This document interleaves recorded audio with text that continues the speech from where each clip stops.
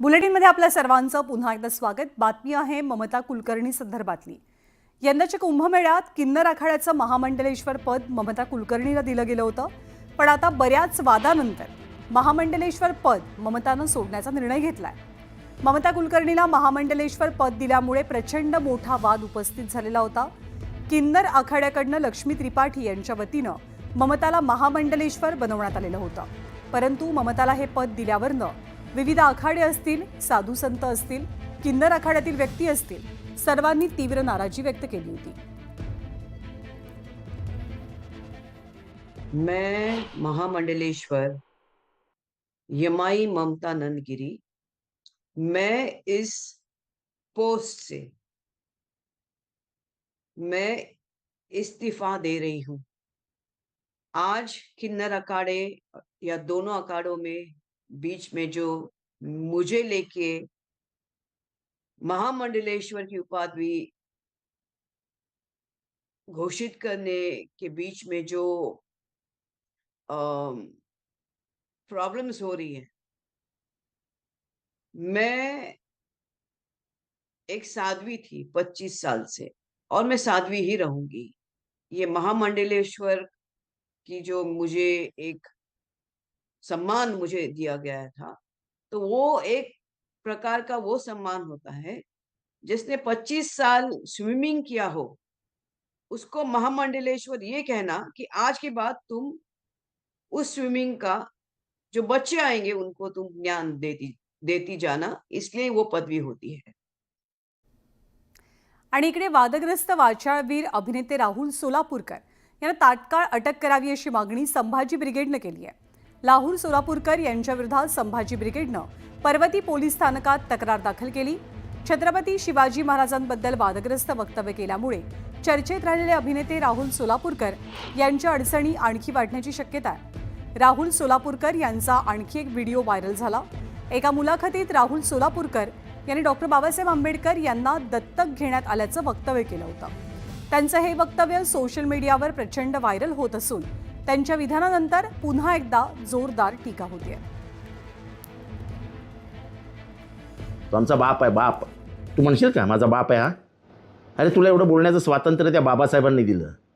गप आपले शब्द मागे घे। शिवाजी महाराजांबद्दलचे मी मागे घे आणि यांच्याबद्दलही मागे घे, नाहीतर कोणी नाही मारलं तरी चालेल, पण मी तुला जोडणार, मी तुला मारणार। बाबासाहेबांचा आणि शिवाजी महाराजांचा अपमान आम्ही नाही सहन करणार। डॉक्टर बाबासाहेब आंबेडकरांना दत्तक घेतलं आणि वेदानुसार डॉक्टर बाबासाहेब ब्राह्मण ठरतात असं धक्कादायक त्यांनी विधान केलं आहे। या त्यांच्या विधानाचा रिपब्लिकन पार्टी खराब पक्ष जाहीरपणे निषेध करत आहे।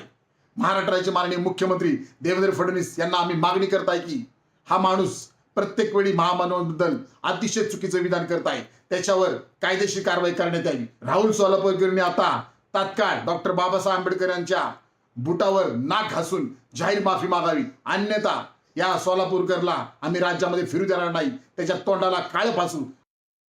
आणि राहुल सोलापूरकर यांच्या याच वक्तव्याच्या विरोधात जितेंद्र आव्हाड सध्या बोलतात। थेट जातोय। त्याच्याशिवाय अशी माणसं सुधरत नाहीत आणि त्याला वाटत असेल की त्याच्या छान सुंदर मराठीमध्ये दिलगिरी व्यक्त करतो, त्याच्या दिलगिरीची आम्हाला गरज नाही। त्यांनी महाराष्ट्राची माफी मागावी, देशाची माफी मागावी। इथे कोणी एखादा अभंग टाकलं तर त्याला केस केली आहे पंढरपुरात।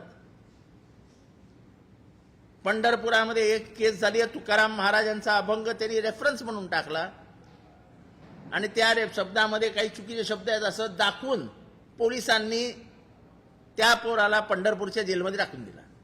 मग हा जर आंबेडकर साहेबांबद्दल डॉक्टर बाबासाहेब भीमराव आंबेडकरांबद्दल असं बोलत असेल तर हा कोण मोठला एवढा शाणा हुशार तुर्राम खान आला?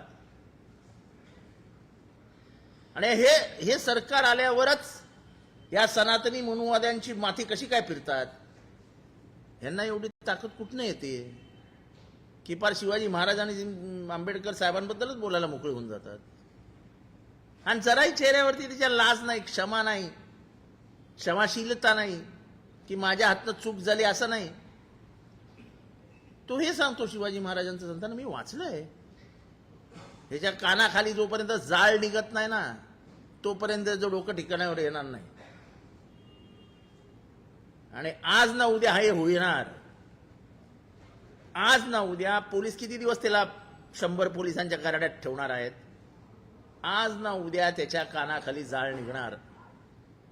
त्यांनी गप गुमान दिलगिरी व्यक्त करावी, माफी मागावी महाराष्ट्राची आणि प्रकरण शांत करावं. उगाच ते शाब्दिक चोरी करून आपण खूप हुशार आहोत असं दाखवून माफी न मागता इतर शब्द वापरावेत एवढं काय आम्हाला हे पडलेली नाही. त्यांनी गप हे सगळं करावं. दुसरी गोष्ट,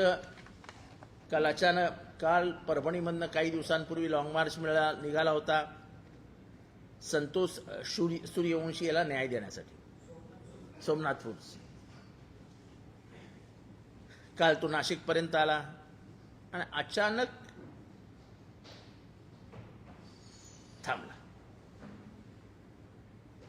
नंतर माहिती घेताना कळलं की सरकारचे 2 दूत तिथे गेले होते आणि त्या दूतांनी मध्यस्थी करून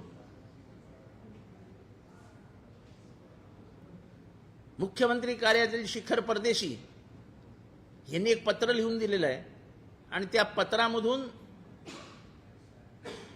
काही मागण्या ज्या टाकलेल्या होत्या त्या मान्य केल्यासारख्या दाखवल्यात. माझ्या म्हणण्याप्रमाणे एकही मागणी मान्य झालेली नाही. माझा पहिला प्रश्न सरकारला आहे,